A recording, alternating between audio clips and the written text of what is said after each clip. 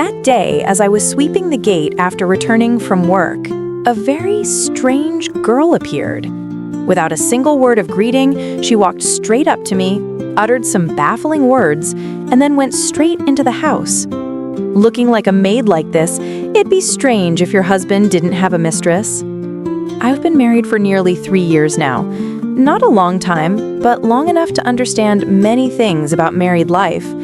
It's not a nightmare like many women experience, but for me, being a daughter-in-law living with her in-laws is truly not easy.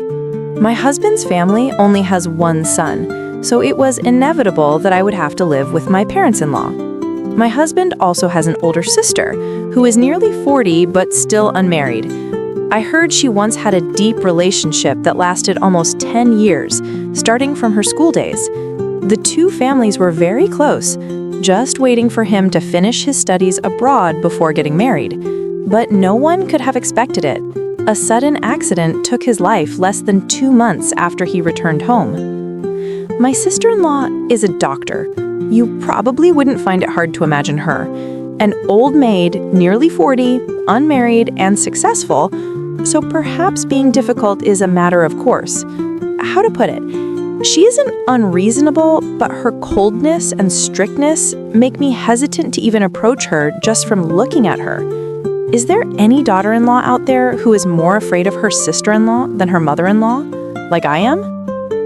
I have polycystic ovary syndrome, PCOS, so having children wasn't as easy for me as for other women my age. My mother-in-law suggested I let her sister-in-law check on me, but I just obediently agreed and then let it be. To be honest, just seeing her made me reluctant to talk, let alone discuss medical examinations. After countless months of running around to various clinics, luck finally smiled at me. Thanks to a skilled doctor, I became pregnant after nearly 2 years of trying. My husband's family was overjoyed, especially my mother-in-law. She had been retired for over a year, and now, knowing she was about to have a grandchild, she went around bragging to the whole neighborhood. Watching her made me feel even more excited. When the pregnancy reached 14 weeks, I heard the doctor congratulate me. "Looks like Mom." Honestly, I felt a little disappointed. I had really hoped it would be a boy, because more than anyone, I wanted to give my husband a son to lean on in old age. It's not just men who prefer sons, but whatever heaven gives, one must be grateful and cherish it.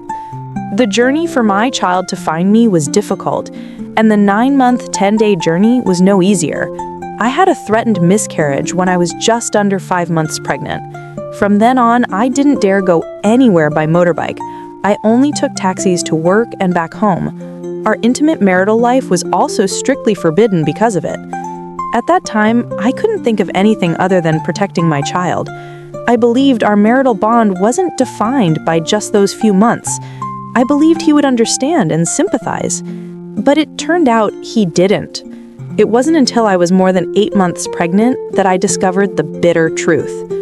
That day, as I was sweeping the gate after returning from work, a very strange girl appeared. Without a single word of greeting, she walked straight up to me, uttered some baffling words, and then went straight into the house. Looking like a maid like this, it'd be strange if your husband didn't have a mistress. Was she talking about me? But who was she, and why did she dare to walk straight into my living room like that? I quickly closed the gate and ran into the house to find out what was going on.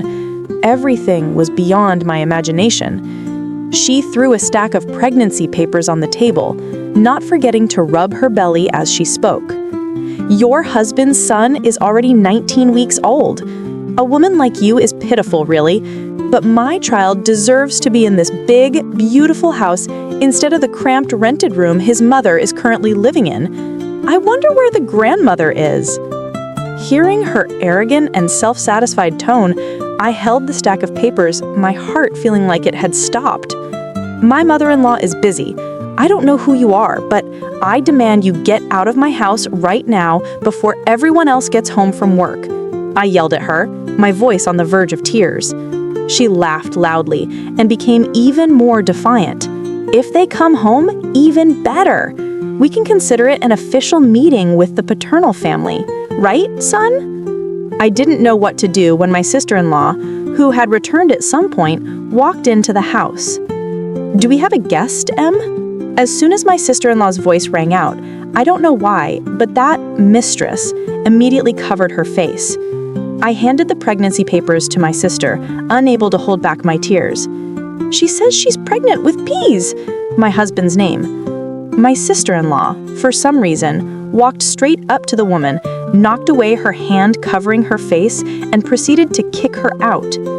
Do you think the society is that easy to fool?